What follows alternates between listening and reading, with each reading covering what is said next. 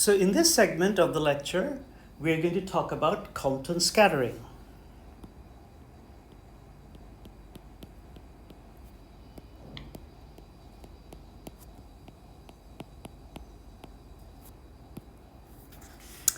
So Compton analyzed the problem of scattering of light by an electron as a collision between two particles. There was already a lot of evidence for the corpuscular nature of light, say from the photoelectric effect. Sorry.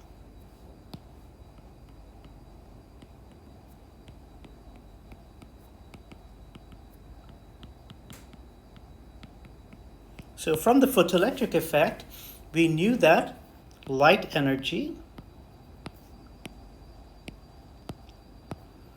is absorbed in quanta. And from the Frank-Hertz experiment,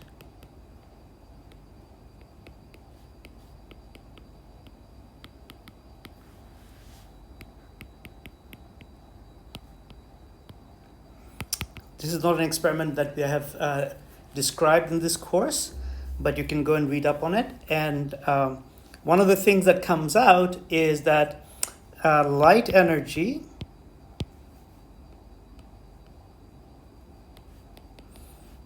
is also emitted in quanta. Of course, Niels Bohr combined these two things in the Bohr atom.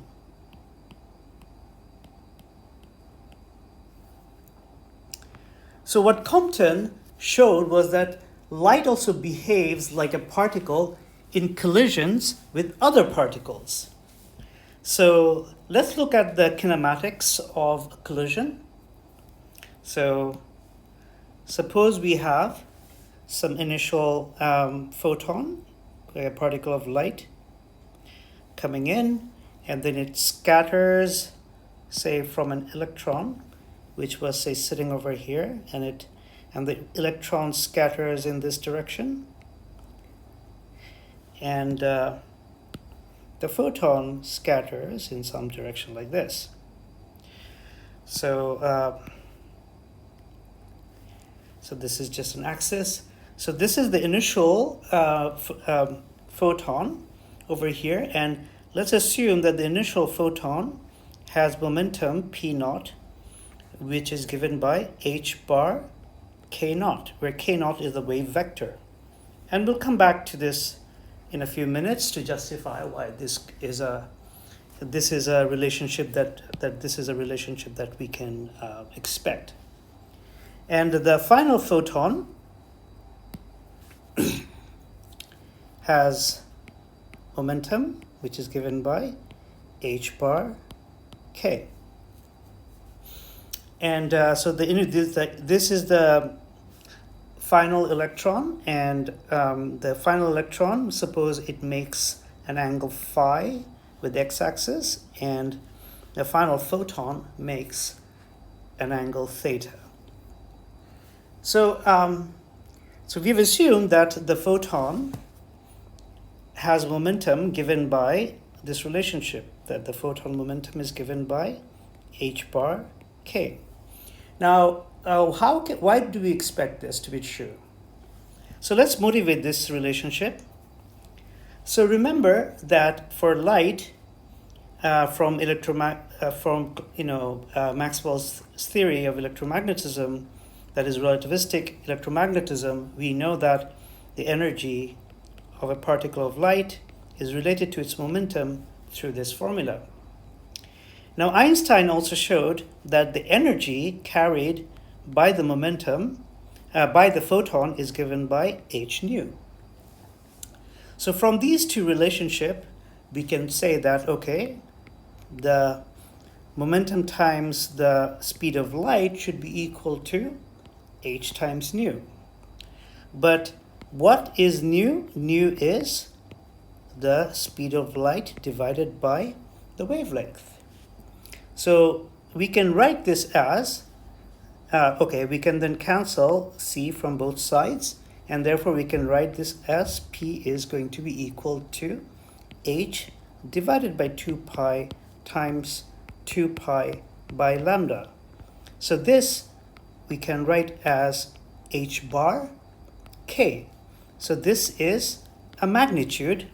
This is a relationship which relates the magnitude of the momentum of the photon to the magnitude of the wave vector of the photon. And that's what we have written here. We have written this as a vector equation. Okay, that was an aside. So let's go back to our analysis of this scattering process. So first, let's write down the energy conservation law. So what is the energy conservation? The energy conservation is telling me that the energy of the incoming photon, which we know Einstein told us is going to be h bar omega naught. So of course, let me remind you, h bar is h divided by 2 pi, and omega is 2 pi nu, where nu is the frequency. So the energy h nu can be written as h bar omega, right? And that's what we've done here.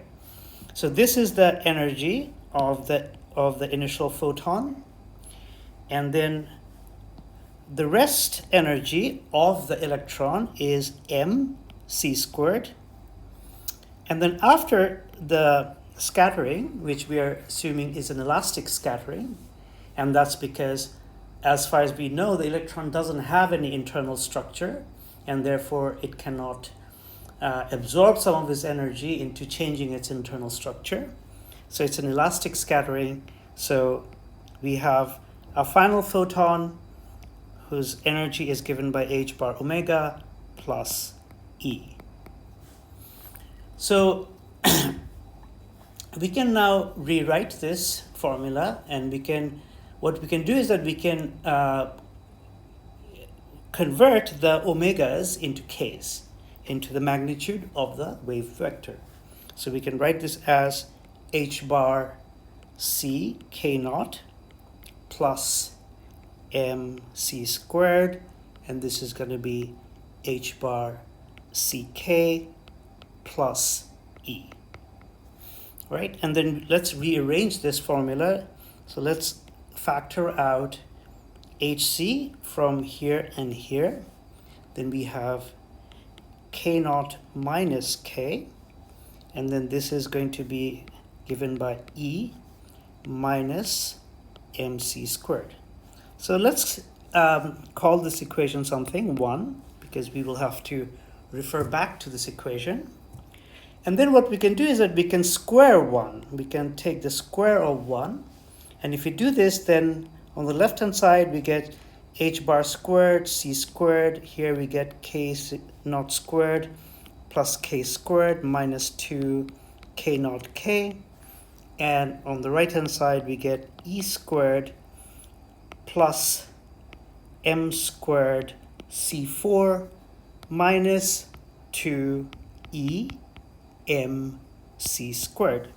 And let's call this equation 2.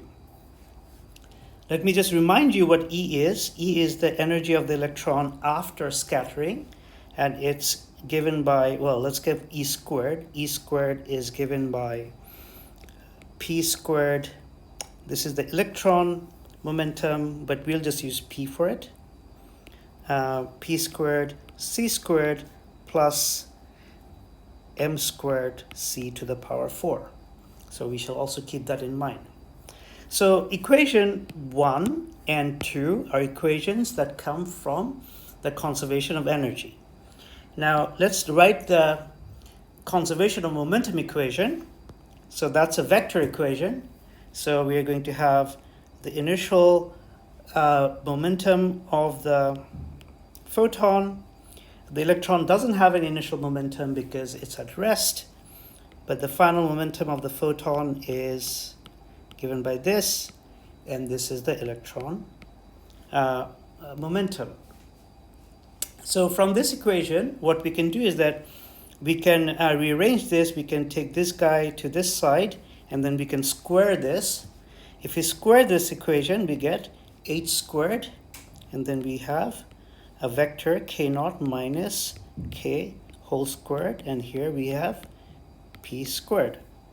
So what does this mean? This means that h squared, the magnitude of k squared plus the magnitude, so k0 squared, the magnitude of k squared minus 2, the dot product of the vector k0 and k. As you can see, there's going to be an angle here, which is going to show up in our final expression, which will give us the direction-dependent frequency. So, and on the other side, we have just p squared, right? So we can rewrite this equation, but let's multiply this equation by c squared when we rewrite it. So let's just multiply it by c squared. And then what we can do is that we can say, okay, let me use the famous energy formula and replace the p squared c squared by e squared minus m squared c4. So I'm going to replace this guy. So on the so basically on the right hand side, the left hand side will be the same. On the right hand side, I'll get e squared minus m squared c to the power 4. And let me also write this: c squared h bar squared k0 squared plus k squared minus 2 vector k0 dotted with k. And let's call this number 3. So then what we do is that we take number 2, which was, which is this guy, and we subtract from number 2 this equation, and then we divide the result by 2. Okay, so if we do this, then we get, on the left hand side, we get h squared c squared k0 minus the dot product of k0 with k. And on the right hand side, we get m squared c to the power 4 minus e m c squared. So now what we can do is that we see that we can divide this equation by c squared. That gets rid of this guy, it gets rid of this guy, and it changes this power to 2. Okay? So then we can rewrite this equation now. We rewrite this equation as k times k0 minus k0 dot k is equal to, we can factor out a m and divide by h bar squared, and then we have from this thing e, and then from the other guy we have just one factor of m and then c squared, right? So then what we can do is that we can use equation 1. Remember, this was equation 1. This was the energy equation before it got squared. And here we have on the right side, we have E minus mc squared. So we can use that to eliminate this right side.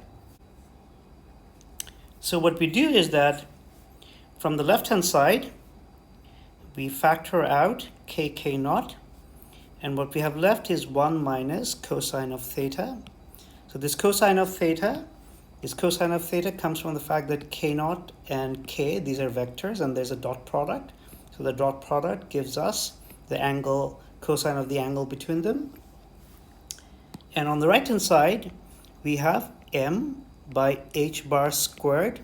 But what we can do is that we can now get rid of this e minus mc squared by using equation number 1. And on the left hand side, we have h bar c. We have h bar c, and then we have k naught minus k.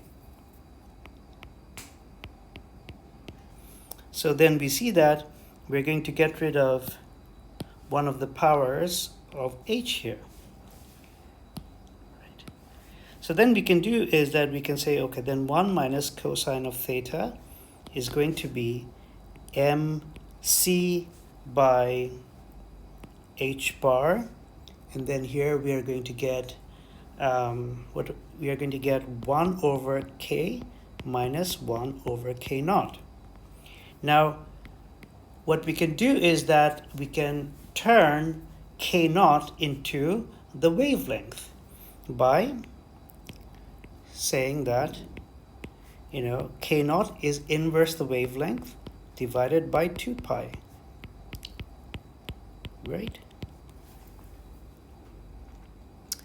So now we can rearrange this equation, and we can rearrange it to write that lambda minus lambda naught is going to be 2 pi h bar divided by mc, and then we have 1 minus cosine of theta.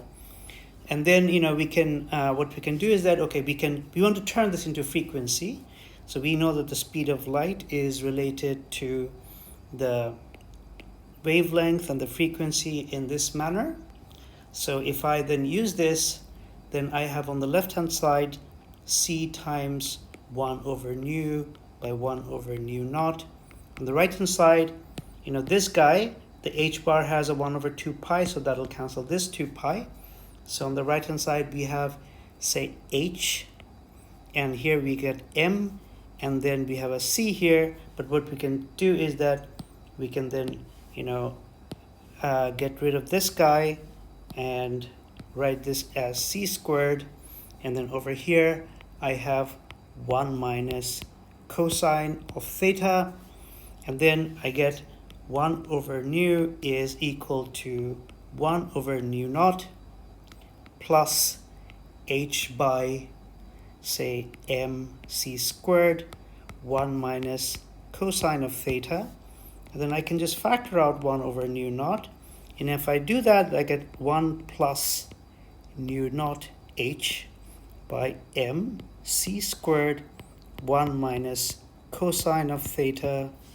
And then I can invert this equation, and I get nu is equal to nu naught divided by 1 plus nu naught h by mc squared, 1 minus cosine theta.